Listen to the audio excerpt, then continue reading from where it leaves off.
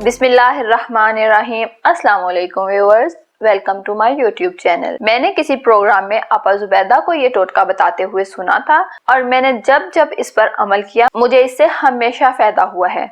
अगर आप भी कोई चीज घर में या ऑफिस में रखकर भूल गए हैं या कोई चीज आपकी गुम हो गई है तो आपने इस अमल को दोहराना है। आपकी खोई हुई चीज इंशाल्लाह मिनटों में मिल जाएगी। तो ये अमल कुछ यूं है कि अपने घर की साफ दीवार पर आपने अपने उंगली की मदद से आपने बिस्मिल्लाह को लिखना है, यानी कि 786 लिखना है। और 786 लिखने के बाद आपने या मूसा लिखना है और या मूसा लिखने के बाद आपने या कलीमो लिखना है। जैसे कि मैं आपको बता रही हूँ, बिल्कुल आपने ऐसे ही लिखना है।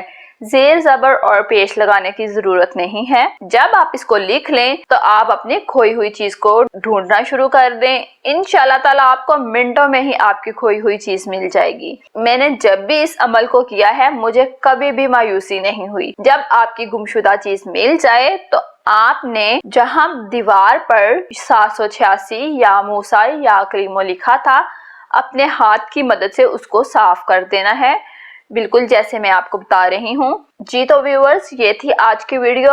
अगर आज की वीडियो आपको अच्छी लगी हो तो लाइक और शेयर जरूर कीजिएगा और कमेंट्स में जरूर बताइएगा कि आज की वीडियो आपको कैसी लगी।